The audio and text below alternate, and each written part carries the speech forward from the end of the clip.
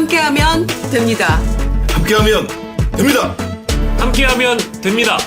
함께하면 됩니다. 화이팅! 여러분 끝까지 함께 갑시다. 함께하면 됩니다.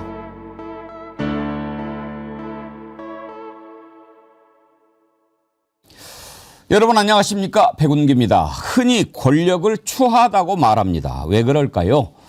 그것은 권력 자체가 추하고 아니고를 떠나서 권력을 둘러싸고 벌어지는 일들이 너무나 추했기 때문일 것입니다. 역사를 통해 보면 권력 앞에서는 친구도 형제도 없고 심지어 부자 간에도 권력을 놓고 싸우는 일이 많았습니다. 천륜까지 저버리게 한다면 그것이 추한 것 아니고 무엇이겠습니까?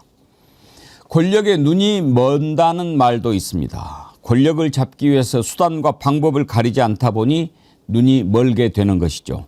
그러면 흑과 백을 가리지 못하게 되고 결론은 멸망의 길로 들어서는 것입니다. 우리는 권력만을 줬다가 비참한 최후를 맞은 자를 최근에는 윤석열을 통해서 보았는데 이제는 한 줌 권력을 위해 날뛰는 어떤 자를 보면서 그 결말이 어떻게 날지 이미 알고 있습니다. 생방송 백운계 정치 1번지 출발합니다.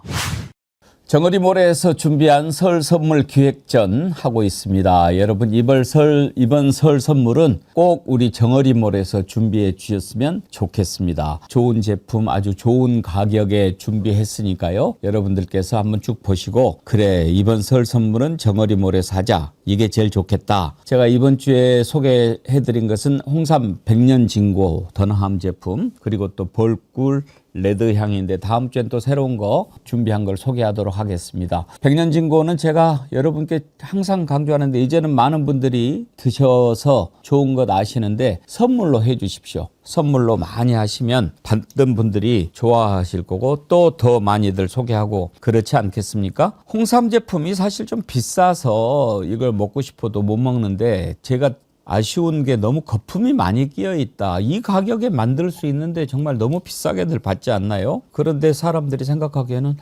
일반적인 홍삼 제품보다 이게 가격이 너무 싼데 혹시 아닌가? 절대 아닙니다. 제가 자신 있게 이거 계속 먹고 있는데 너무 좋아서 여러분들께 추천하는 거니까요. 맛있게 드시기 바랍니다. 5개만 주문하셔도 1+1이니까 10개 보내드리거든요. 감사한 분들한테 선물하시기에 아주 좋은 조건이지요. 그리고 꿀도 제가 아침에 타서 먹는데 이번에 벌꿀도 1+1 2병에 49,900원 이것도 선물하시기 괜찮지 않겠습니까? 이렇게 2가지 선물 추천드리고요. 과일은 꼭 있어야 되죠. 그런데 사과 배가 좀 너무 비싸서 레드향으로 준비했습니다. 아주 맛이 좋더군요. 3kg 한 12개 정도 들어있고 아주 큰 것은 좀 더 적죠. 7개에서 12개 정도 들어있는데 3kg에 36,900원이면 보내시는 분도 부담이 좀 적고 받는 분이 아주 좋아할 그런 포장도 돼 있고 그러니까요. 많이 주문해 주시기 바랍니다. 혹시 대량 주문하실 분들은요. 1551-3158로 전화 주시면 할인 혜택도 드리니까 대량 주문하실 분들 이 번호로 이용해 주시기 바랍니다. 그리고 이번에 벌어들인 수익금 저희가 기부하도록 하겠습니다. 홍길동은행 민생경제연구소에 수익금의 일부를 기부하기로 했으니까요. 그 나눔에도 함께 참여해 주시면 감사하겠습니다.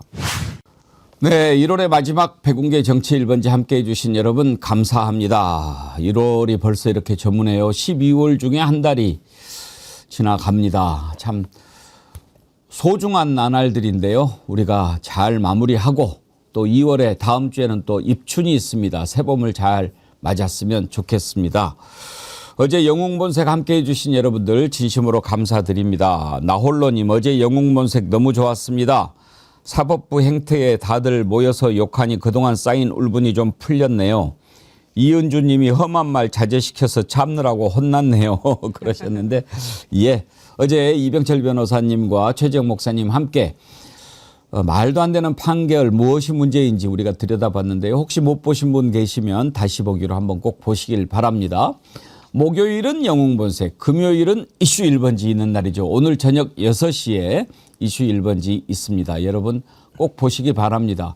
항상 뜨거운 이슈를 바로바로 쫓아가는 이슈 1번지. 이번에는 박영식 앵커가 국립외교원장을 지낸 조국혁신당의 김준형 의원 그리고 외신 전문 기자 뉴스포터의 신혜리 기자죠? 네.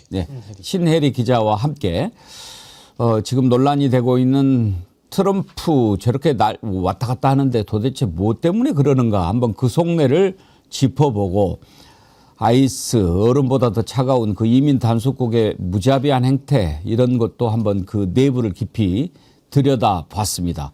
여러분이 국제정세 이해하는 데 도움이 많이 되실 것 같은데요. 오늘 저녁 6시 이슈 1번지 꼭 함께 하시기 바랍니다. 예고 한번 볼까요? 트럼프한테 정말 노벨상을 줘야 될 것 같아요. 옛날 원수들이 다 화해하고 있어요. 캐나다가 가장 필요한 나라가 우리고요. 호주, 중동이 가장 필요한 나라가 우리예요. 결국에는 미국만 고립이 될 수밖에 없는. 중국이 저거 서해 구조물 철수한 거는 한국한테 러브콜을 보내는 겁니다. 중국이 착해졌어요. 미국이 나빠졌거든요. 보수 쪽에서 쿠팡 때문에 이랬다는 쿠팡에서 미국한테 로비한 게 없는 돈을 트럼프가 트럼프 했다. 5살 아이를 네. 끌고 갔던 아이스 뒷주머니에 있던 총을 꺼내버립니다. 바로 사살합니다. 부당한 수사 압박에 의해서 검사들이 줄줄이 퇴사를 하는데요. 너는 그냥 좌파잖아. 애플, 구글, 아마존 정대수장이 영부인 멜라니아의 다큐멘터리 상영회를 했습니다. 거기에 다 가서 앉아 있었어요. 우리는 이 게임을 참 많이 해봤어요. 대한민국 탄핵의 역사 이런 걸 한번 살펴보시면 I can do this all day이기 때문에. 네. 여러분 오늘 공부하는 시간도 되고요. 박영식 앵커 나오셨으니까 우리 정치 1번지 애청자님들을 위해서 스포 하나만 해주세요. 트럼프 속내 네. 뭐든가요? 그 트럼프는 당연히 이제 복잡한 마음이겠습니다만은 결과적으로는 그 국내에 지금 지지가 상당히 떨어져 있기 때문에 지지율도 굉장히 낮고 자신의 어떤 지지율을 끌어올리기 위한 방책으로 자꾸 외부에서 외부 요인을 형성해서 국내에서 유리한 여론을 만들어내려고 한다라는 그런 답변들을 많이 들었는데 그러다 보니까 만만한 오히려 우방들을 갖다가 건드려 보면서 이 우방들을 이제 쥐흔드는 전략을 좀 택하고 있다. 그 중에 혹시 대한민국이 걸린 건 아닌가? 이제 이런 예측들을 두 분이 좀 해주셨거든요. 이제 그런 내용도 좀 들어볼 수 있습니다. 알겠습니다. 그런데요, 트럼프 하는 거 보면 자기 딴에 자기가 똑똑한 것 같이 막 이렇게 하는데 어리석은 것이죠. 이번에는 영국 총리가 시진핑을 만났더라고요. 얼마 전에는 캐나다 총리가 시진핑을 만나고 나토 동맹으로 똘똘 뭉쳐진 그런 데를 막 협박하고 위협하면서 야 그린란드 내놔 너네들도 뭐 저기 캐나다는 쉬운 한 번째 주야 이렇게 하는데 어떤 동맹이 그 미국을 좋아하겠습니까? 그렇게 해서 이 동맹을 균열시키고 자기 혼자 잘 나갈 수 있습니까? 그러면 중국만 더 키워주는 거 아닙니까? 거기가 뭐 얼마나 힘이 없어서 그렇게 당하겠습니까? 미국이 혼자 계속 그렇게 해먹을 수 있나요? 김종국 원장님, 그야말로 소탐 대실 아닌가 싶은데요? 뭐 다 아시겠습니다만 그 트럼프는 자기의 꿈이 있죠. 제가 볼 때는 장기 독재 플러스 위대한 대통령이 되고 싶어 하는 것 같아요. 저는 그래서 지금 얘기가 나오는 게 이번 11월 중간선거 못할 수도 있다 이런 얘기가 나오는 상황인 거죠. 반란법 발동을 할 수도 있다는 얘기가 나오는 상황이고 그것이 안 된다고 하더라도 저는 벤슨 부통령이 대통령 만들고 자기는 부통령하는 장기 집권 푸틴이 옛날에 했던 거 있지 않습니까? 그런 방식으로 할 수 있다는 생각이 들어서 저는 상상 초월이다. 우리가 트럼프라는 사람의 행태에 대해서 매우 비상식적이기 때문에 비판하는 게 중요한 게 아니라 그 트럼프는 그런 일들을 해내왔고 앞으로도 할 거다라는 생각이 들기 때문에 비판을 넘어서 이런 부분들을 제어할 수 있는 힘이 미국 내에 있는가 가장 고민스러워요. 왜냐하면 소위 아이스가 이렇게 미국민들을 탄압하고 살인함에도 불구하고 민주당이 그런 힘들을 보여주지 못하고 있는 상황. 전 그래서 저희가 이렇게 쉽게 비판할 수 있을지 모르겠습니다만 와, 저 미국 어떻게 되지? 저렇게 계속 갈 수도 있을 것 같은데라는 생각이 많이 들기 때문에 저는 위태롭다. 그리고 쉽게 우리가 얘기할 수 없는 상황이 올 수도 있겠다는 생각이 들어서 좀 답답합니다. 그 김건희 재판하고 비슷하게. 근데 우리가 불과 몇 년 전에 주로 미국이 그 말을 많이 썼죠.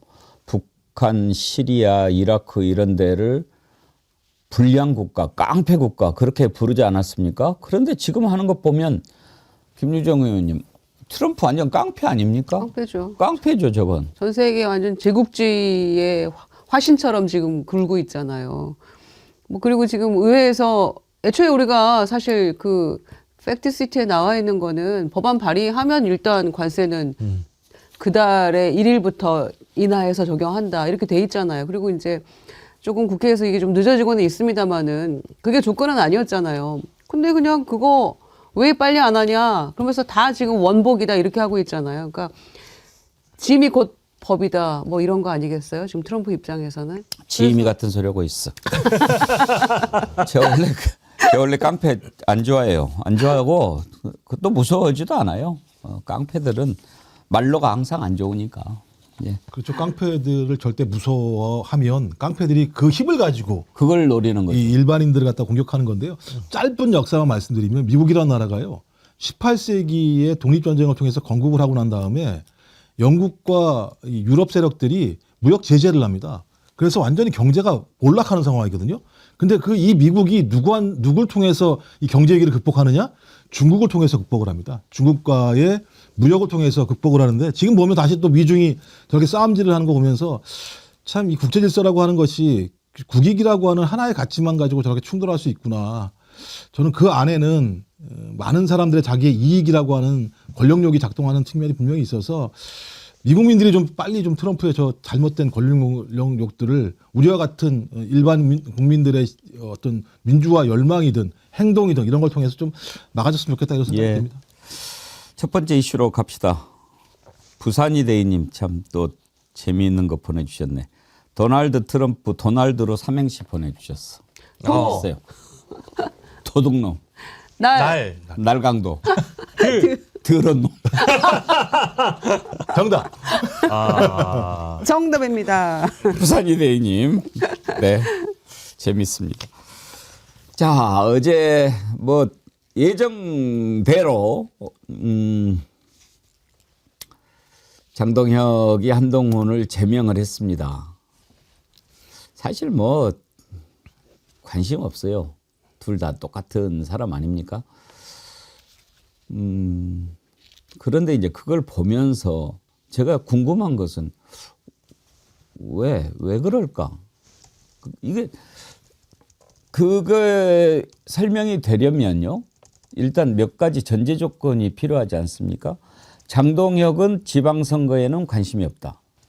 그리고 중도 확장이나 보수의 전체적인 통합에는 관심이 없다. 이게 전제가 돼야 되는데 그렇게 되면 자신의 정치 생명에 어떤 도움이 될까? 저는 그게 제일 궁금하더라고요.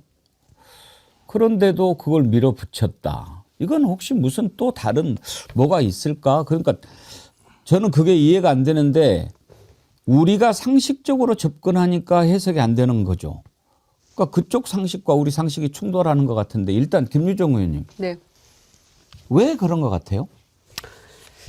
그러니까 말씀하신 대로 당이 어떻게 되건 말건 지방선거에 어떻게 되건 말건 저희 눈엔 그렇게 보이거든요. 본인의 당 대표로서의 입지만 구축해서 가면 된다라고 저희는 그렇게 보여지는데 그 당 내부에서는 장동혁 대표를 중심으로 한 당권파에서는 한동훈이 걸림돌이다. 한동훈만 제거하고 나면 그때부터는 우리가 달라질 수 있다. 그리고 변화해서 확장할 수 있다. 이렇게 본다는 거예요. 그리고 달라질 거라는 거예요. 당명 이름 바꾸고 그다음 껍데기 바꾸고 그다음에 뭐 당헌당규 강령 이런 거 바꾸겠다는 거잖아요. 건국절 뭐 또 이런 이념적인 것들도 거기 바꿔서 넣겠다라고 지금 하고 있잖아요. 그러면서 대표가 또 드라마틱하게 변화할 수 있다라고 자신감을 내비치고 있다는 거예요. 그러면 국민들이 이제 아 그래 달라졌네라고 하면서 표를 줄 수 있을까요? 말이 안 되죠. 그러니까 정치 초짜들이 저는 여전히 지금 그 윤석열의 망상 정신을 계승하고 있다. 그게 어떻게 달라질 수 있습니까?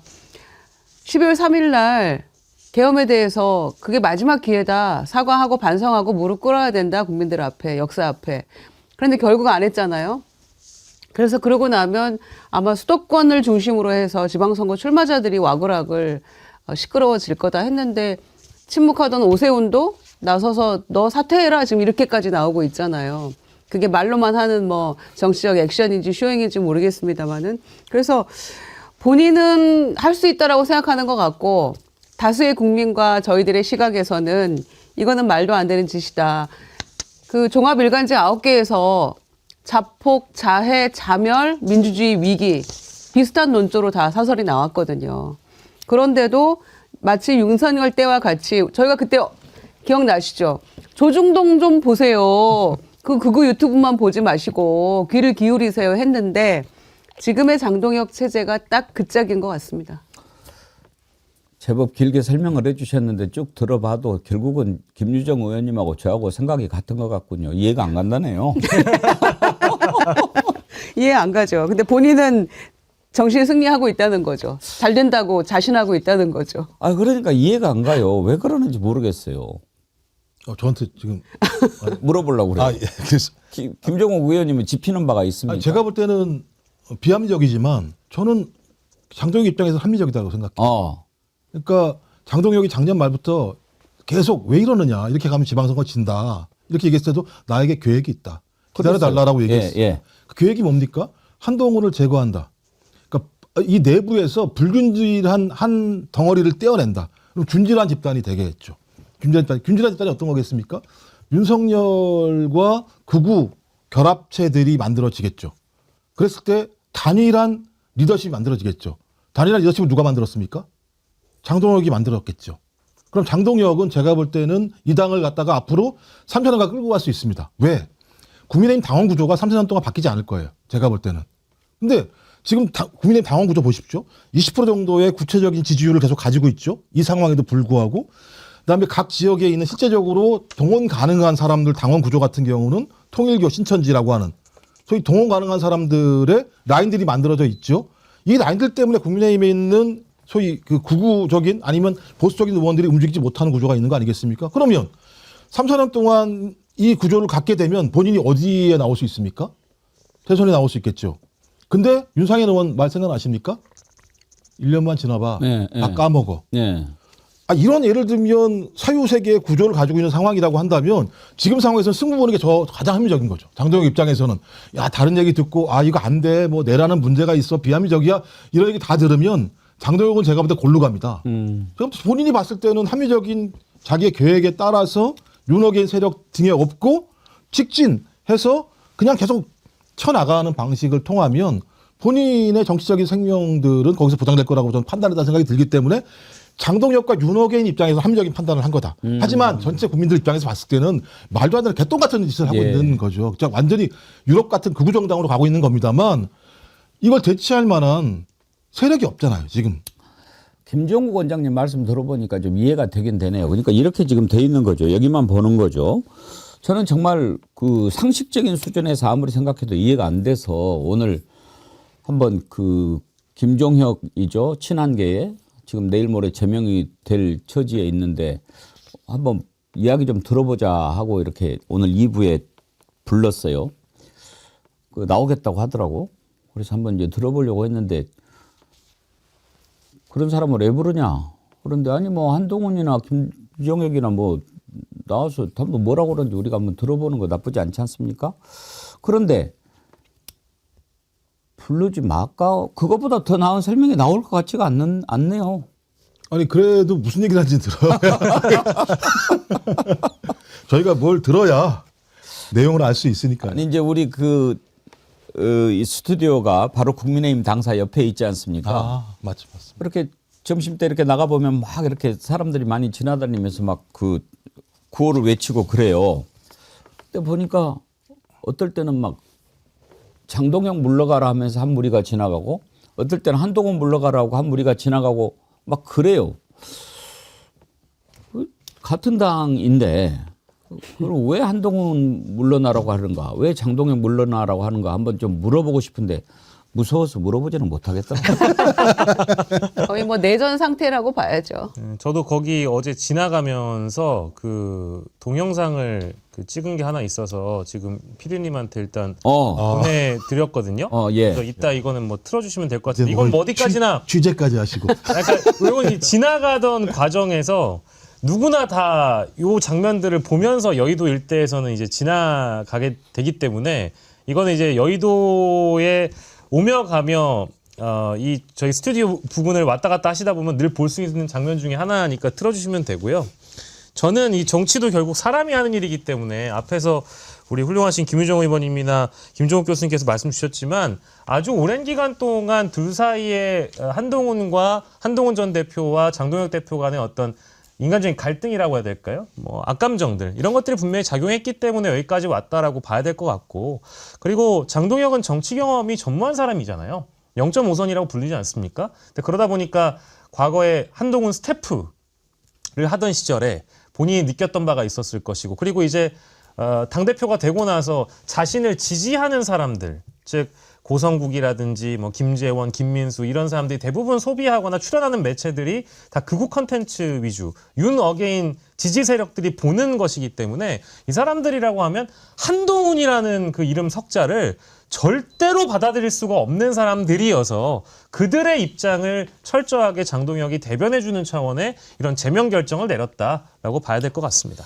예, 자 김영남 의원님 오셨는데 어서 오십시오. 네, 안녕하세요. 지금 우리가 도저히 이해가 안 가서 그거를 물어보고 있어요.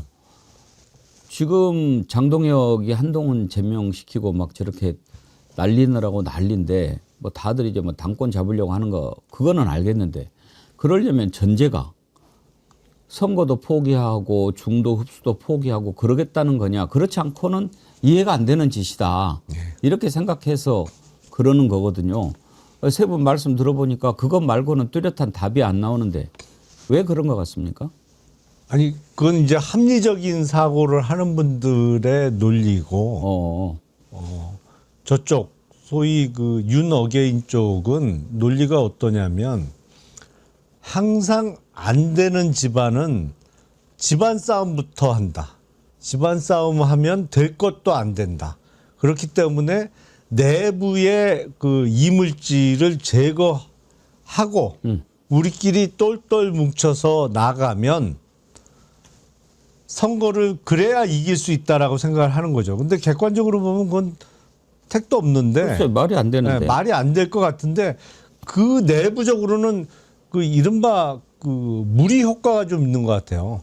비슷한 생각을 하는 사람들끼리만 모여 있다 보니 그 중에서는 그들 사이에서는 그렇게 해야 선거 이긴다.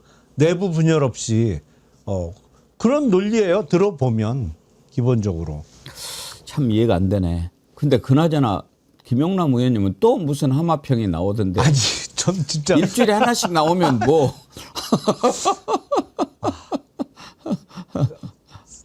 빈자리 있을 때마다 뭐 좀 쓰면서 얘기를 하라고 그래요. 그러니까 이게 네. 삼세판이라고 다음번엔 꼭 됐으면 좋겠어요. 아니, 전혀 제가 아는 바가 없어요. 예. 피 말려요. 그렇게 하면 피가 말려. 아니, 뭐 피가 말리는 정도는 아닌데. 그렇죠. 자꾸 뭐 일할 준비는 돼 있으신 거죠? 알겠습니다. 잠깐 제가 급히 한 말씀 드리겠습니다. 그 제가 몇 번 말씀드리고 여러분들이 협조해 주셔서 지금은 댓글창이 다시 좋아졌는데, 오늘 또 몇 분이 들어와서 오시는 건 좋은데 방송할 때 그 방송에 집중해 주시고, 또 다른 개인적인 의견은 우리가 10시부터 11시까지 열어놓거든요. 그때 의견 나누시면 좋은데, 우리가 이 주제를 가지고 얘기하는데 자꾸 쓸데없는 주제, 그것도 바람직하지 않은 거, 민주당을 어떻게 해서든지 갈라치게 하려고 하는 그런 글들 자꾸 올리시는데 그러지 마세요. 그 얘기를 지금 올릴 때가 아니지 않습니까? 때가 있고 장소가 있고 그러는 거니까요. 쇼비아님, 말님, 또 몇 분 계신데 킹재명님, 예, 그 지금 그렇게 올리시면 안 됩니다. 예, 제가 좋게 말씀드릴 때 부탁드립니다. 우리 여기에 집중하는 분들이 불편해합니다. 그리고 지금은 그럴 때가 아닙니다. 예. 자, 다시 돌아가서 이거 보세요. 그러니까 막 제가 뭐 잊어버리고 그러잖아요. 그러지 마시고 지금 장동혁, 한동훈 싸우는 걸 보면서 참 제가 오늘 아침에 권력이라는 게 참 추하구나 그런 생각을 했어요. 그래서 오프닝도 그렇게 말씀드렸는데, 권력은 부자간에도 못 나눈다 그런 말도 있고, 장동혁이 누굽니까? 한동훈이 대표가 되면서 사무총장을 시킨 사람이거든요. 근데 지금 그런 얘기도 나와요. 한동훈이 시키려고 한 게 아니고 윤석열이 시키라고 했다. 그런 얘기도 나오는데 그것도 뭐 나중에 밝혀지겠죠. 어쨌든 한동훈 졸졸졸 따라다니면서 이 당원 게시판이 무려 한 4년 됐나요? 기간으로 따지면 꽤 오래됐어요. 거의 약 2년 정도 2년 예, 된 것 같습니다. 진작에 논란이 됐던 사안이에요. 그때 장동혁이 이렇게 하면 안 된다고 이야기를 떠들고 다녔던지 합니다. 그런데 이제 와서 그걸 이유로 제명을 한다. 그때 당시 장동혁이 했던 얘기 한번 들어보시죠. 자유롭게 게시판이나 이런데 충분히 법적으로 허용되는 내용의 글을 올린 것이라면 그걸 가지고 조작이라든지 무슨 드루킹 사건에 빗대는 것은 사건을 너무 비약시켜서 키우는 것이라고 생각되고, 단정적으로 사건을 키우고 또 그것을 한동훈 대표의 정치적 생명으로까지 연결시켜서 몰아가는 것은 과하다고 생각을 합니다. 저기 장동혁이 했던 얘기예요. 자기 부정하는데 나 부끄럽지 않을까요? 박영식 앵커가 성대모사한 게 아니올시다. 자유롭게 정치적 게시판 의견을 남기기 위해서 게시판에 충분히 법적으로 허용되는 내용의 글을 올린 것이라면 이렇게까지 비약시킬 필요는 없다고 생각합니다. 한동훈 대표의 정치적 운명까지 걸 정도로 대단한 일은 아니라고 생각합니다. 근데 지금 왜 그러는 거죠? 이제 당대표가 됐기 때문에 당원들의 상처를 주는 놈들은 용서할 수 없습니다. 당장 제명시켜! 그때 당시 지금 목소리만 들어봤는데 저는 그때 당시 눈이 어떤 상태였는지 한번 보고 싶어요. 요즘에 눈이 좀 이상해진 것 같지 않아요? 예, 약간 아니 정말. 예. 아니 눈이 마음의 창이잖아요. 네. 눈빛을 보면 그 사람을 읽을 수 있는 건데. 그렇다고 눈이 그렇게 확 바뀌나요? 그러니까 근데 아니 불과 2년 전이잖아요. 횟수로는. 근데 2024년 그 12월인가 지금 저런 인터뷰를 했으니까 익명성이 보장된 게시판이다. 이 정도는 당내 민주주의 측면에서 할 수 있는 말이다. 이렇게 해놓고 어떻게 이렇게 180도 돌변을 합니까? 저는 나 부끄러워서 정말 스스로 자다가 이불 킥 해야 되는 그런 상황 아니에요? 이렇게 해놓고 지금 제명을 본인이 지금 자랑 삼아 얘기를 한다는 게, 그리고 나는 이제 달라질 거야. 어떻게 달라질까요? 근데 사람이 이 눈앞에 목적이 다다르게 되면 눈이 아주 광기로 변할 가능성이 되게 높죠. 지금 최근에 극우 유튜버들이 무슨 얘기를 하냐면, 아까 그 김영남 의원님 얘기했던 것처럼, 야 지방선거 50%밖에 안 나와. 진보나 보수만 나오는 거 아니야? 자, 우리 탈탈 털어가지고 안 싸우게 싹 우리만 싹 모아. 지금 리얼미터 여론조사 해봐. ARS가 고관여층이 오거든. 그러니까 많이 달라붙었어. 우리 조금 있다가 상황 돼서 윤석열도 살짝 좀 비판하고 막판에 가서 싹 변동해서 싹 모으면 상황 바뀔 수 있어 라고 얘기하는 사람들이 되게 많아요, 실제적으로. 아니 항상 선거 때 그런 식으로 계산을 해요. 예, 예. 그 사람들은. 그러니까 투표율이 지방선거 50%야. 근데 항상 전제가 뭐냐면 자기네 표는 다 투표장으로 나오고 상대당 지지자들은 대부분 안 나오는 거로, 그러니까 투표율 50%를 거의 그중에 상당수를 자기네 지지층으로 채워서, 그러니까 논리가 그거예요. 투표율이 50%인데 그 50%에 51%면 전체 여론의 대략 25% 플러스 뭐 0.5, 25.5나 26%면 그게 나오잖아요. 그래서 똘똘 뭉치면 이긴다는 건 맨날. 근데 뭘 똘똘 뭉쳐요. 말도 안 되는 계산이지. 일단 결론은 망상이다. 그렇죠. 그러니까 여기에 딱 함몰돼 있는 것 같아요. 아까 박영식 앵커가 해왔던 영상도 보면 이제 한번 보여주세요. 예. 오늘 아침에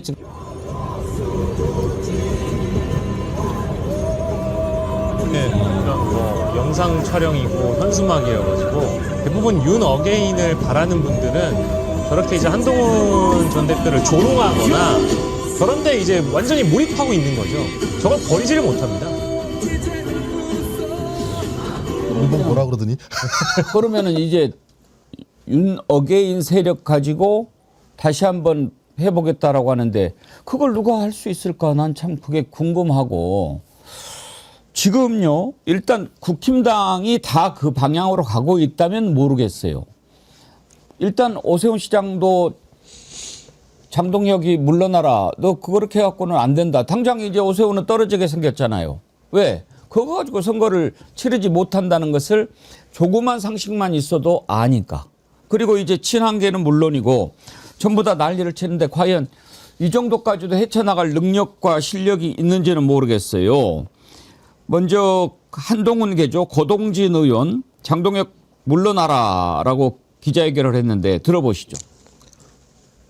이런 결정을 하고도 우리가 어떻게 정부와 민주당을 비판할 자격이 있겠습니까? 제명 징계를 강행한 건 장동혁 지도부가 개인의 정치적 이익을 위해 당의 미래를 희생시킨 것으로밖에 볼 수 없습니다. 개인적 이익을 위해 당을 반헌법적이고 비민주적으로 몰아간 장동혁 지도부는 이번 사태에 책임을 지고 즉각 물러나야 합니다. 근데 이제 지금 장동혁계와 한동훈계가 붙었다라고 칩시다. 게임이 됩니까? 나 국힘 내부 사정을 김영남 의원 좀 아실까? 어때요? 한동훈계가 뭐 16명이라고 그러던데 뭐 이렇게 붙어보면은 싸움이 됩니까? 근데 이제 정확하게는 한동훈 계와 장동혁 계라기보다는 장동혁은 지금 당대표를 하고 있으니까 새가 있어 보입니다만 정확하게는 한동훈 계와 윤석열 계가 붙는 거죠. 예, 그게 조금 더 정확할 것 같고요. 게임이 안 돼요. 일방적이에요. 당권파가 세요. 그러면 지금 예를 들어서 장동혁을 지지하는 쪽의 주류 당권파는 장동혁은 그렇다 치고 그 사람들도 이런 식으로 함몰돼 가지고 좁게 되면은 불리하다는 것을 알 텐데 경험상 그 사람들은 왜 가만히 있는 걸까요? 근데 그 사람들의 상당수는 영남 쪽 의원들이라 난 괜찮은 거죠.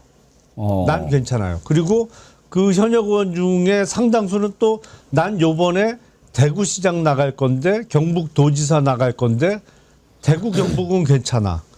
그러니까 이렇게 가도 나는 괜찮아가 상당수 있는 것이고 나머지 좀 어정쩡한 사람들은 아이고 어차피 내 선거는 2028년 선거인데 그때 되면 어떻게 되겠지. 28년 기준으로는 이재명 정부의 집권 4년 차라 정권에 대한 어떤 비판이나 피로도가 많이 올라와 있을 거고 통상 그런 경우에는 야당의 선거가 더 유리해.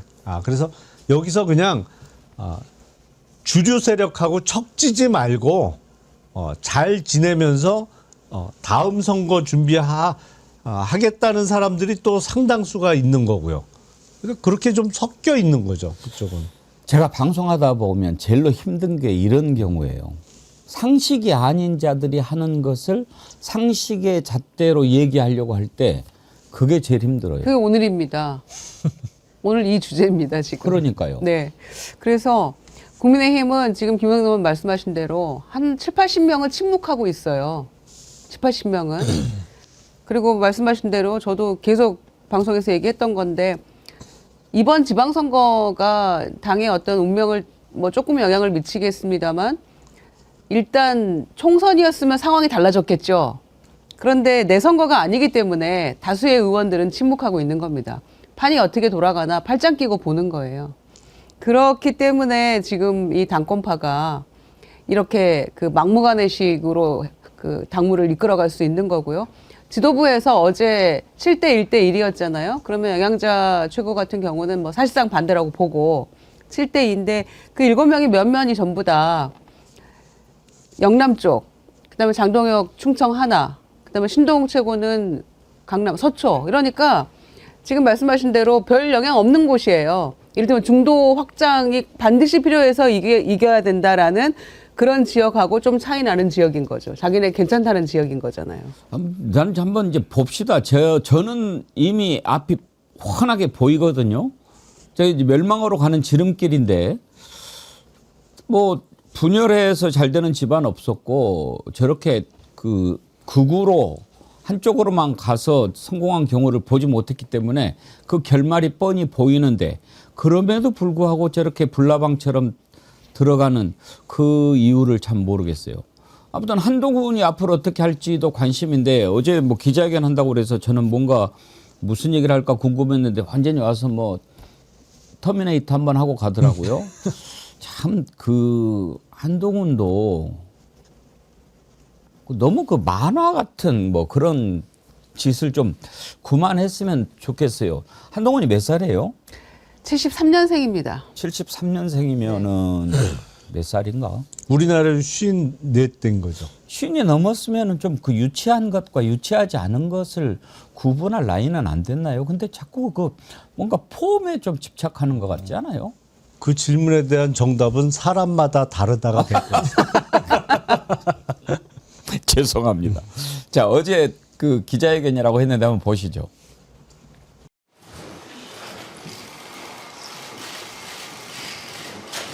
국민 여러분, 우리가 이 당과 보수의 주인입니다. 절대 포기하지 마십시오. 기다려 주십시오. 저는 반드시 돌아옵니다. 알비백이죠.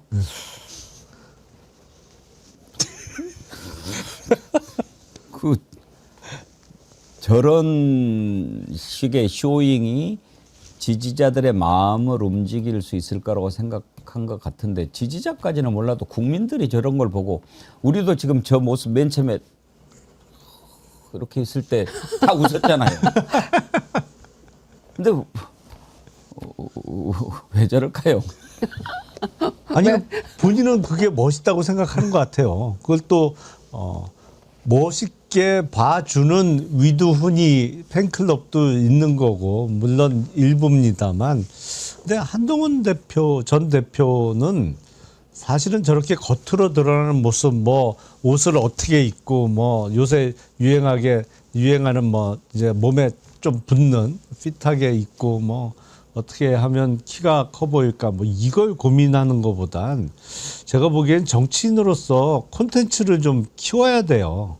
왜냐하면 사실은 세상 만사 다 관여되는 게 정치잖아요. 까놓고 얘기해서 이게 경제 문제부터 해서 외교 그리고 뭐 온갖 사소해 보이는 일까지 다 정치의 영역이란 말이에요. 지금 설탕에 세금 내지는 부담금 붙이는 이른바 설탕세 내지는 설탕 부담금이 얼마나 핫한 주제예요. 근데 이 콘텐츠가 제가 보기엔 너무 부족해 보여요. 그러니까 그 아는 게 좀 부족해요. 그래서 저런 외형을 어떻게 보여줄까라는 걸 항상 고민하기보다는 좀 그 속을 채우는데 요번에 어차피 제명 당한 김에 특별히 갈 데도 없을 것 같은데 좀 속을 살찌우는 일을 열심히 하면 좋을 것 같은데 아마 예상하기로는 그건 안 할 것 같아요. 그건 안 할 것 같아요. 근데 김정은 원장님 사실 한동훈이 지금 뭐 저렇게 나름 핍박받는 뭐처럼 그러니까 핍박을 받는다는 것은 뭔가를 했을 때인데 한동훈이 뭡니까? 뭐 정치를 했습니까?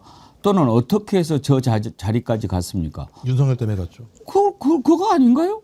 그러니까 저는 한동훈은 사람을 만나본 적이 없는 것 같아요. 숨을 쉬고 공감을 하는 사람을 만나본 게 아니라 항상 자기가 가지고 있는 검사라는 권한을 가지고 피의자든 이런 사람들을 대했던 방식으로 살아왔기 때문에 저는 사람들이 어떻게 살아가는지에 대한 구체성을 잘 모르는 것 같아요. 오늘 성찰 좋아요. 그렇습니까? 예. 웬일로 오늘 갑자기 낯설게 이렇게 좋은 방식으로 나가오시니까. 먹방이었거든. 뭘 안 주니까 좋은 얘기가 나오는구나. 오늘 컨디션이 좋으신 것 같아요. 좋아요. 아주 성찰이 좋습니다. 아니 그래서 왜 그러냐면 그런 생각했어요. 아니 내란이 일어나고 난 다음에 어떻게 한덕수랑 공동정권을 구상을 하지? 그 다음에 그 이후에 쫓겨난 다음에 먹방하고 퀴타방하고 이러잖아요. 예. 상식적으로 자기가 정치라는 사람이라면 국민들이 이렇게 분노하는 상황에서 어떻게 먹방을 할 생각을 하죠? 어떻게 퀴타방을 할 생각을 하죠? 그러니까 제가 볼 때는 나르시즘 같이 자기가 대단한 능력을 가진 자라고 생각하고 있는 근데 그것의 어떤 가능성은 뭐냐면 일반적인 사람을 안 만나기 때문에 그런 자기의 사유 방식이 가능한 거거든요. 전 그래서 여전히 저 사람은 뭐 핍박을 받는지 잘 모르겠습니다만 뭐 집안 잘 살고 뭐 본인 변호사하면 되니까 살아가는데 아무런 문제도 없겠습니다만 저렇게 정치에서는 다시 돌아오기 힘들다. 팬덤이라고 하는 것도 제가 볼 때는 소수의 팬덤이에요. 주로 예를 들면 과거에 그 김건희 싫어했던 아주머니들 오히려 예를 들면 한동훈을 되게 좋아하는 팬덤을 형성하는 측면들이 있거든요. 그러니까 발광체가 아니에요. 반사체예요. 정치의 모든 영역 자체가 스스로 발광하는 아까 말씀하신 컨텐츠 이런 것도 없어서 발광체가 되는 게 아니라 무엇인가 핍박을 받거나 아니면 누구에게 예를 들면 미움받을 때 그 반사체로서의 역할만 반짝반짝하는 일이 벌어지거든요. 그래서 뭐 저는 그런 것 때문에 아마 장동혁이 만만하게 봐서 그냥 날린 거라는 생각이 들기도 하고요. 그래서 제가 볼 때는 미래가 제가 볼 때 없어 보인다. 글쎄요, 저도 그렇게 생각해요. 돌이켜 보면 한동훈이 그야말로 이제 윤석열 졸개 아닙니까? 그랬다가 윤석열이 어찌됐든 대통령이 됐어요. 윤석열이 대통령이 됐을 때는 지지가 있으니까 표를 받아서 대통령이 됐잖아요. 그러면 그때 인기가 좋았던 윤석열이 중앙지검장을 시켜도 파격일 한동훈을 일약 법무장관으로 발탁을 했단 말이에요. 놀라운 인사였죠. 근데 보니까 뭐 강남에 좋은 집안에서 학교 다니고 서울법대 나와 검사해 그리고 막 이렇게 꾸미고 이렇게 하고 막 이렇게 하고 다녀. 그러니까 사람들이 거기에서 약간 매력을 느꼈다고 칩시다. 윤석열과 일체였으니까 그렇죠. 그랬는데 나중에 한동훈의 정치라는 게 뭡니까? 윤석열 시키면 시킨 대로 하는 거였죠. 그랬다가 김건희 듀얼백 사건이 터지고 국민들 여론이 걷잡을 수 없이 가는데 선거가 다가오는 거죠. 윤석열은 선거고 지랄이고 지금 나하고 내 마누라 죽게 생겼는데 이놈아 이걸 막아야지. 너는 자식아 내가 시키는 대로 해야지. 그거고 한동훈은 아니 아무리 그래도 지금 선거가 지면은 당신이나 나나 다 죽는데 당신이 지금 이렇게 해야 되는 거지. 그것도 모르냐라고 하니까 엄마 이놈 봐라 많이 컸네. 내가 자식아 시키면 시키는 대로 해야지. 네가 컸다? 그래 나도 컸다 이제 이렇게 가는 거 아니에요.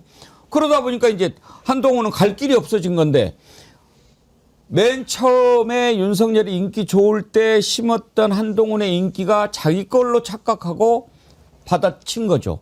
그랬는데 그때 당시 달라붙었던 사람들이 한동훈 하니까 아직도. 근데 자기의 정치적 자산이 뭐냐 이거예요. 보수의 가치를 지키기 위해서 과감히 맞서 싸우다가 뭐 핍박을 받은 거냐. 그것도 아니잖아요. 그러니까 내 미천이 무엇인지도 모르고 노름판에 뛰어든 사람? 막 이런 생각이 들어요. 유일한 정치적 자산은 그거죠. 개헌 반대, 해제 결의에 친한계 다 참여했다. 그리고 탄핵 찬성했다. 그게 지금 아마 정치권 들어와서 유일하게 본인의 어떤 소신껏 행동했던 정치적 액션이 아닌가 생각해요. 근데 이제 그게 장동혁하고 대척점에 있는 거기도 하고요. 탄핵 찬성과 반대. 이걸 가지고 이제 굉장히 감정적으로 서로 대립을 해왔던 거고, 원래 둘이 소울메이트니 브로맨스니 막 이렇게 할 정도로까지 서로 사랑하다가 헤어지고 나면 원래 왼수 되는 거잖아요. 그러니까 면장도 못 찰 사람 이렇게 얘기하고 걔는 내 스텝이었어 이렇게 얘기하면서 서로 깎아내리게 하는 거예요. 제살 깎는 거라고 생각하는데 결과적으로는 돌아온다고 했는데 어디서 무엇이 돼서 어떻게 다시 돌아올지는 사실은 영원한 문제죠. 근데 뭐 두 사람 다 제가 보기엔 장동혁, 한동훈 두 사람 다 뭐 제가 이런 평가를 감히 한다는 게 좀 그렇습니다만은 자아가 비대한 사람들이 자기 객관화가 덜 돼 있어서 용의 머리는 못 된다고 사람들은 평가하는데 뱀의 머리가 돼보겠다라고 혈투하는 사람들 간의 갈등을 보고 있는 것 같고, 뭐 이제 앞서서 우리 김유정 의원님께서 비상계엄을 막았다라는 게 이제 한동훈 스스로가 주장하고 있는 성과라고 말씀하셨지만 다른 걸 또 하나 빼먹으면 안 됩니다. 한동훈에게는 론스타가 있습니다. 네, 늘 자랑하는 것은 론스타와 비상계엄을 내가 막았다라고 지금 주장하고 있는 그 성과 두 개만 가지고 지금 이 강력한 팬덤을 끌어오고 있는 건데, 팬덤은 제가 보기에는 이준석의 그것과 한동훈의 그것은 다르지 않습니다만 정치 세력화를 실제 할 수 있는 그 힘은 이준석과 한동훈은 차이가 크다라는 점에서 지금 시기에 할 수 있는 것은 한동훈 전 대표로서는 뭐 무소속 국회의원 재보궐선거 출마 정도? 근데 거기 나가서도 아마 한 15% 얻을까 말까 정도의 득표율일까요? 이제 그런 판단이 들고요. 저는 마지막으로 아까 우리 김종욱 교수께서 편협한 어떤 관점과 사고 이런 가치관을 가지고 정치적 지도자가 될 수 있느냐, 정치인이 될 수 있느냐 이걸 짚어주셔서 그러니까 책 한 권만 팔아서 서점의 주인이 될 수 없듯이 잊혀질 결심을 좀 하고 다양한 콘텐츠를 채워서 다시 국민에게 평가받는 기회를 마련해야지 지금 법무부 장관하고 비대위원장하고 다 다시 전당대회 나갔다가 대선 경선 나가 떨어지고 지금까지 계속 뭔가 국민들의 관심에서 떨어지지 않게만 몰입했던 거지 내면을 채우는 노력은 없었다고 저도 보거든요. 그래서 그런 것들을 좀 고언을 들으시라. 근데 안 듣겠죠? 지금 장동혁 이후로 뭐 고성국, 전한길 이런 자들이 들어와서 날뛰지 않습니까? 저는 그 사람들 마음은 이해를 해요. 왜냐하면 남는 장사거든요. 그야말로 한 점 뭐 요만큼도 안 되고 그야말로 어디 쓰레기가 티끌만도 못한 근데 그런 자들이 들어와 가지고 이렇게 해가지고 거대 정당 국힘당 그야말로 제1야당이고 보수의 본류가 있는 그 당이잖아요. 그걸 먹는다. 그건 남는 장사죠. 그자들이 하는 건 이해가 돼요. 그러니까 자꾸 쳐내고 어떻게 해서든지 그자들은 뭐 상관이 없잖아요. 뭐가 나라가 잘 되든 말든 뭐 좌우 보수가 뭐 균형을 갖든 그런 거 아무 상관없잖아요. 먹으면 자기들 이익이니까. 그러니까 지금이 찬스다고 막 전환길 여자는 또 뭐 한동훈이 막 또 욕을 막 하고 그러던데 조금 괴로우시더라도 잠깐 한번 들어보세요. 그러면 한동훈이 답변해. 야, 윤석열 대통령이 보수 대통령이지. 왜 쫓아내냐? 왜 배신했냐? 네가 진짜 보수냐? 너는 임마 한동훈은 DNA 뼛속까지도 너는 좌파야. 네가 무슨 보수냐? 그리고 여러분 한동훈 여러분 참 인간이 이렇게 괴물이 돼가. 누가 괴물인 것 같습니까? 괴물이 괴물에게. 괴물이. 아 근데 좀 힘이 떨어지네요. 먹방이 없다고 생각을 하니까. 떨어지면서 뭔 얘기 될지 잘 모르겠습니다. 오늘 예. 근데 전환길 씨 입장에서는 지금 사실은 속으로는 엄청 열받을 것 같아요. 왜냐하면 이게 대선 국면에서는 이른바 그 동네에서는 전환길이라는 사람이 막 떴잖아요. 그래서 뭐 강사로 초청도 하고 이랬었는데 지금 이 시점에는 정말 이 속을 챙기는 거는 고성국 유튜버지 전환길 유튜버는 지금 소외돼 있거든요. 어떤 뭐 유튜브로 인한 수입도 거의 끊어진 것 같고 그래서 야 이게 어쩌다 이렇게 됐나? 라고 지금 엄청 분해하고 그리고 원인을 분석을 할 것 같아. 그래서 원인을 분석하면 야 이게 좀 더 세게 나가야 되나 보다. 고성국보다 더 올려쳐야 되나 보다. 아마 그렇게 생각하고 있을 것 같아요. 전환길 유튜버 입장에서. 제가 볼 땐 전환길 씨가 100번 해도 고성국 못 이깁니다. 그래요? 네, 왜냐하면 고성국 유튜버 뭐 같은 경우는 오랜 기간 동안 정치에 개입하는 방식들을 알아왔었고 그 네트워크가 인프라가 분명히 있거든요. 근데 전환길이라는 인물은 그냥 윤석열과 만나면서부터 거기서 나오는 시너지를 가지고 지금까지 올라왔던 측면이 분명히 있기 때문에 저는 이번에도 마찬가지입니다만 전환길이 되게 화났던 거잖아요. 고성국이 뭘 하고 이렇게 얘기했는데 고성국 입장에서는 야, 너는 뭐냐. 이 정도의 수준의 차이가 분명히 나기 때문에 저는 전환길은 이제 서서히 사라져갈 거라 생각이 드는 측면이 저도 있습니다. 저는. 100% 동의해요. 예. 사실은 이 정치 비즈니스라는 측면에서는 두 사람은 게임이 안 되죠. 이 수십 년 동안 그 비즈니스를 하면서 돈을 벌어왔던 사람하고 한국사 강사하다가 우연하게 아니면 그냥 반짝 스타로 떴던 사람하고는 이 장사 내공이 차이가 많이 나죠. 예, 다음으로 넘어가죠. 드디어 이제 윤상현이가 걸려든 것 같습니다. 공수처가 윤상현 의원에 대해서 강제수사 착수했다라고 하는데 박영식 앵커님 어떤 혐의죠? 예, 그 윤상현 의원 같은 경우에는 그 무상 홍보 영상을 제공받았다라는 지금 의혹을 받고 있는 상황이거든요. 그래서 공수처가 원래 윤상현 의원 같은 경우에는 과거에도 사실은 특검 수사 사안에 대해서 요리조리 좀 빠져나가는 모습이었는데 고위공직자범죄수사처인 공수처가 윤상현 의원에게 공짜로 홍보 영상을 만들어서 제공했다라는 의혹을 받고 있는 인천 소재 홍보업체에 대한 강제 수사에 들어간 것입니다. 이것도 이제 정치자금 부정수수 의혹으로 이제 속할 수 있기 때문에 그래서 홍보업체하고요 인천광역시의 구의원도 좀 관련이 있는 것 같아요. 그래서 여기 사무실을 오전에 압수수색을 했었고요. 이게 지난해 9월에 윤상현 의원이 자신의 공식 유튜브 채널에 올라간 동영상이나 홍보 컨텐츠를 무상으로 제공을 받았다라는 그런 주장을 한 바 있는데 이게 1년 6개월간 무상으로 받아서 유튜브에 게시를 했고 이 영상의 단가로 따지면 한 6천만 원 정도 해당한다고 하거든요. 6천만 원. 예, 그렇습니다. 그래서 이게 정치자금법은 제가 알기로 100만 원 이상, 100만 원 그렇죠. 이상이 확정되면 의원직 상실형이기 때문에 금액으로 따지면 상당한 금액입니다. 김영남 의원님, 이건 선거 기간이 아니더라도 이런 걸 무상으로 받으면 정치자금법 위반이 되는 거죠? 그렇죠. 선거 기간하고는 상관없죠. 근데 이거 계약서 썼나요? 윤석열 의원이?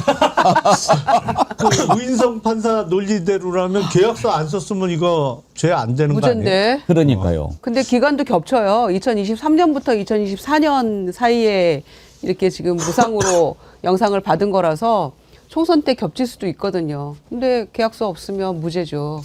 부당할 수도 있겠네요. 예, 이걸로 이제 조사해 보면은 뭐 나오겠지만 다 똑같은 반응이 드디어 걸렸다 이런 거예요. 그러니까 막 여리저리 빠져나간 것 같은데 김영남 의원님 오셨으니까 한번 물어봅시다. 우인성 판사 그 판결을 아무리 이렇게 읽어보고 들어봐도 저는 논리적으로 연결이 안 되는데 그것도 따지고 보면 이건 작심하고 내가 봐줘야 되겠다 이렇게 마음 먹고 쓰지 않으면 쓸 수 없는 거라고 봤거든요. 어떻게 생각하세요? 그러니까 상당한 기교를 부린다고 생각을 한 것 같아요. 본인 입장에서는 이렇게 저렇게 단편적인 논리를 갖고 구성을 해놨는데 전체적으로 보면 말이 안 되는 거예요, 이게. 말이 안 돼요. 말이 안 되잖아요. 그래서 아주 유죄 증거가 돼야 될 게 무죄 증거라고 거기 적어놓고 그래서 이 보면 판사들 중에 그래도 머리가 잘 돌아간다는 사람들이 대법원 재판연구관을 갔다 오는데 이 우인성 판사도 재판연구관 출신이거든요. 근데 이게 전체적으로 보면 말이 안 되는데 본인은 그거를 상당히 논리를 잘 조합해서 썼다고 생각하는 것 같아서 아마 지금도 그렇게 생각하고 있을 거예요. 어제 영웅본색에서 이병철 변호사한테 물어봤더니 100% 적은 직위원회 아니죠 조의대의 앞잡이다 확신한다 그렇게 얘기하더라고요. 그렇지 않고서는 이해가 안 되죠. 하여튼 윤상현 수사는 어떻게 되는지 한번 보기로 하고. 근데 윤상현 의원이요 사실은 만만치 않은 사람이에요. 그 전에 기억하시는지 모르겠는데 그 한바식당 업주 관련된 사건이 있었어요.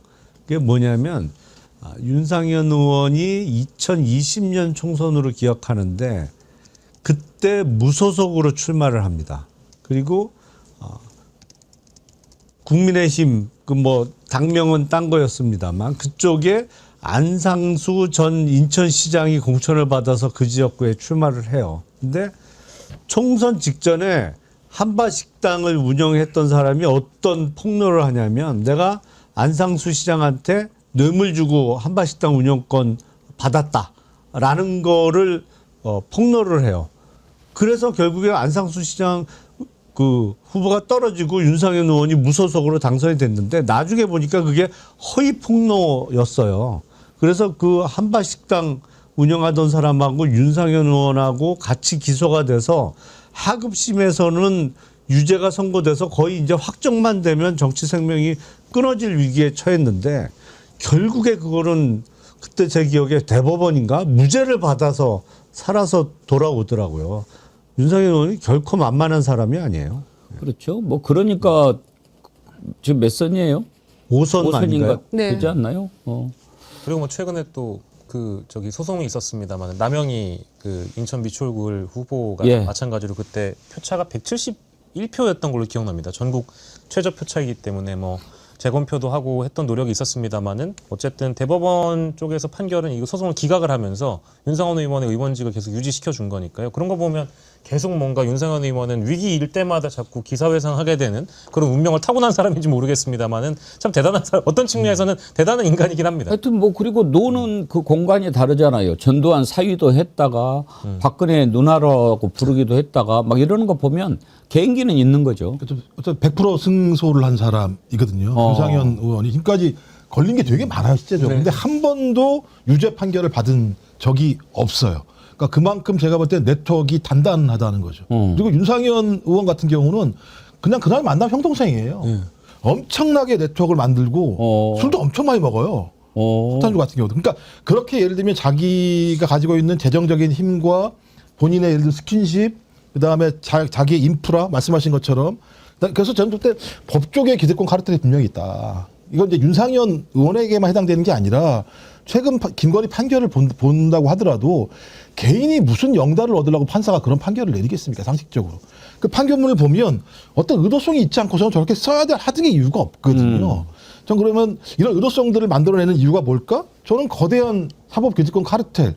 여기에 기대면 나는 항상 문제가 없더라라고 하는 이 확신이 오랫동안 구조화되니까 그 구조 아래에서 우리 사회가 작동하는 측면이 꽤 있지요. 그리고 뭐 오늘도 보니까는 아침에 그 김호준 TV에선가 그 얘기가 나왔던데 전환길 같은 경우가 얼마 전에 유튜브에서 얘기했다는 거 아닙니까? 그 윤석열과 만났더니 윤석열 얘기왈 파면하기 직전에 그 주요 로펌에서 연락이 왔는데 당신 내가 파면 안 시킬 테니까 6개월 후에 그 자리에 내려와라. 뭐 이런 제안을 했다는 얘기까지 나오는 상황이라면 이건 거대한 예를 들면 사법기득권 카르텔 자체가 그 어떤 사법권을 통해서 자기의 기득권과 이익을 얻기 위한 다양한 일들을 해왔다라고 볼 수밖에 없는 것이고 그걸 잘 알면 살아남는 거죠. 아무리 동일한 죄를 짓는다고 하더라도 살아남는 거죠. 근데 김건희가 무죄니까 전 윤상현도 무죄건죠. 이 구조라고 한다면. 오늘 컨디션 좋아요. 그 전에 안 좋았단 말씀을 하시는 건가요? 아니 특별히 좋아요 오늘. 오늘 네. 특별히 좋아요. 제가 느끼기에도 다 굉장히- 인정하잖아요. 네. 제가 보기에도 오늘 교수님 아우 네. 예. 다 인정할 때 받아들이세요. 겸손하게 받아들이고. 원래 좋으셨는데 특별히 오늘. 특별히 오늘 더 무슨 좋다. 날이죠, 오늘? 뭔가 뉘앙스가 있어 지금. 예. 자, 컨디션 더 좋은 소식 하나 들려드릴게요. 드디어 김현태가 파면됐습니다. 김현태 아시죠? 코 훌쩍이. 저는 이것도 미스터리예요. 이것도 한번 반드시 따져봐야 되는데 도대체 무엇 때문에 얘가 돌변을 했을까? 그 707 특임여단 그 단장이잖아요. 네. 국회에 들어갔어요. 그리고 그 다음날 앞에 나와가지고 코를 훌쩍이면서 다 제가 잘못한 겁니다. 우리 부하들은 죄가 없습니다. 그랬다가 나중에 완전히 딴소리를 했어요. 그 180도 달라진 것 두 모습을 한번 보시죠. 저는 무능하고 무책임한 지휘관입니다. 부대원들을 사지로 몰았습니다. 후문과 정문에서 몸싸움을 지시한 것도 저희고 부대원들이 들은 수없이 많은 폭행과 폭언 욕설에 대한 마치 저희를 이용해서 폭동을 일으키려는 그런 느낌을 받았습니다. 자, 이것도 한번 오늘 참 여러분들 너무 어려운 주제를 많이 드려서 죄송합니다. 박영기 정카님. 예. 뭐 때문에 달라졌을까요?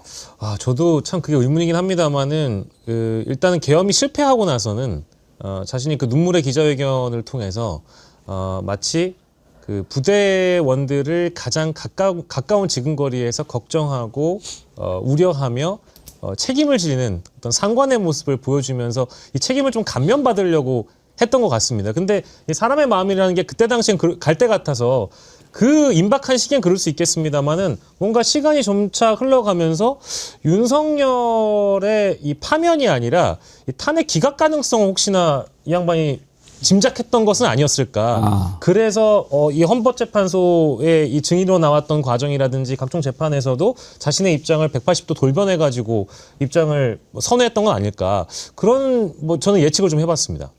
사람이 달라지는 데는 여러 가지 이유가 있는 거거든요. 뭐 개인의 욕심도 있고 또는 우리가 영화 같은 거 보면 뭔가 인질이나 볼모로 잡혀가지고 어쩔 수 없이 하는 경우도 있고. 김유정 의원님, 네. 뭐 때문인 것 같습니까? 저도 비슷한 생각인데요. 아니 사람이 이렇게까지 180도 달라질 수가 있나요? 이건 마치 질서 유지 위해서 국회 들여보냈다라는 윤석열의 발언하고 맥락이 같은 거잖아요. 폭동은 자기네가 일으켜놓고. 근데 아까 울면서 용산에서 그 앞에서 했던 게 계엄 직후 이제 12월에 한 거고, 그 다음에 전혀 딴소리 하는 게 작년 2월이거든요. 2월이면 자꾸만 파면 그 헌재 결정이 늦어지면서 4대4다, 5대3이다 이런 얘기 막 돌 때예요. 돌이켜 보면. 그러니까 야, 너 그 탄핵 기각될 수도 있어. 너 똑바로 정신 똑바로 차리고 잘 생각해야 돼. 이런 얘기를 누군가로부터 듣고 압박을 받았을 수도 있겠죠. 대령인데. 그렇죠. 사령관들도 엉뚱한 얘기하고 그 난리 치는 거 저희가 다 목도를 했잖아요. 그러니까 대령으로서 누군가가 심한 압박을 했다. 파면 직전에. 그런 생각이 드네요. 저도.